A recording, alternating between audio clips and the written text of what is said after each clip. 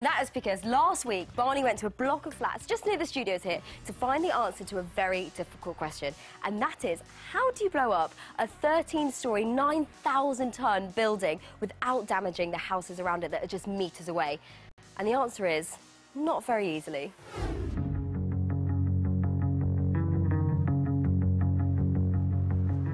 The Falcon Court building in Manchester. 9,000 tonnes of concrete, and it's 35 metres high. It really is a huge part of the skyline around here. When the tower block was built 40 years ago, it was a modern and exciting place to live. But in 2014, it's past its best, and so the local council has decided to demolish it to make way for new, more modern homes. Yep, they're going to blow it up. But how do you demolish something so large while protecting the houses that are just metres from the blast? Now, if you've ever played with one of these, you'll know just how easy it is to make something fall over. Oops. Yeah, but if it goes that wrong, it could have disastrous consequences for the houses around it. Ah, that's better. So a successful demolition should fall neatly in on itself. Like these Dundee tower blocks did back in 2011. But not all demolitions are executed as precisely as that. In 2009, the demolition of this Turkish factory went dramatically wrong. Martin Smith is the man in charge of the safety of the Falcon Court demolition. Do you like what I've done with the place? I do, yeah, it's really good. We look like we're in what used to be someone's home. It was. This would have been one person's flat with a doorway just behind us here that clearly you can see. We've started our pre-weakening process to remove some of the structural elements of the building. The explosives do some of the work, but by pre-weakening it, that does the rest. The demolition team have drilled holes in the walls that are supporting the weight of the building to make it less stable. The team will then place explosives on 3 floors, blasting away walls that are helping keep the building standing.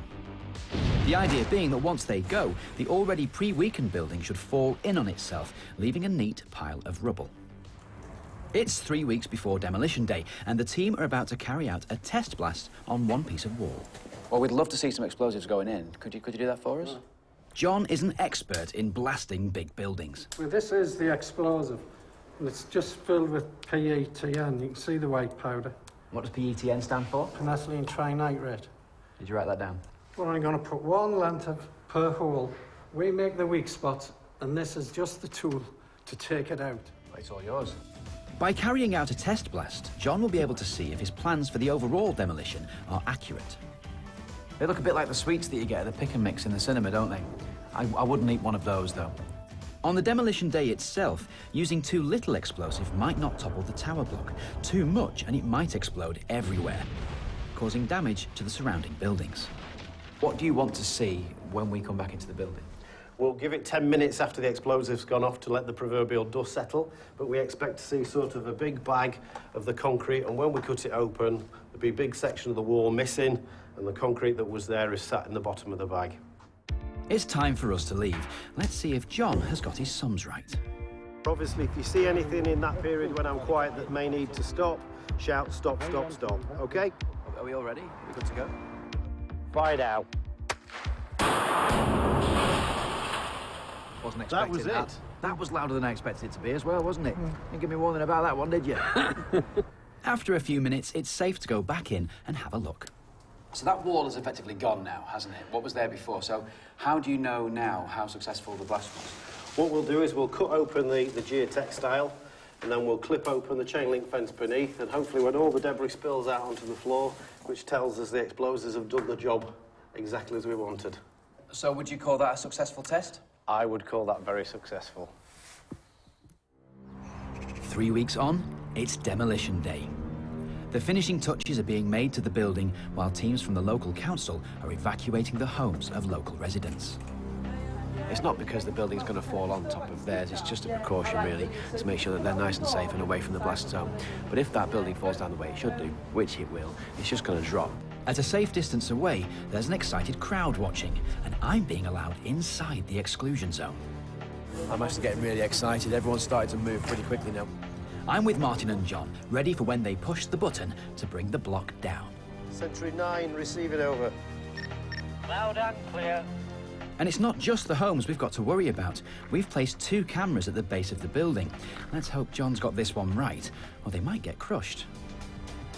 10, 9, 8, 7, 6. 5, 4, 3, 2, 1. Fire now.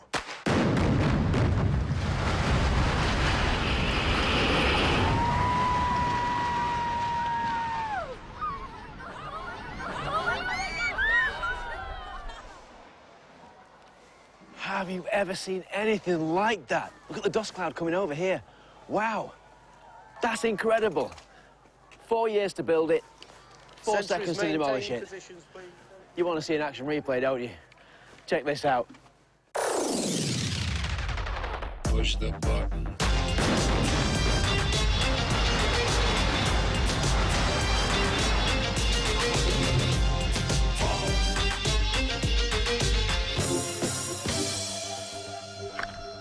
That was brilliant. Oh, here comes the dust. Oh, I'm so jealous. That looked like a really exciting day for Barney, the crew and the local community. And also, if you saw one of the cameras there on the day that got covered in rubble, this is it. It survived. How good is that? Now, follow me this way.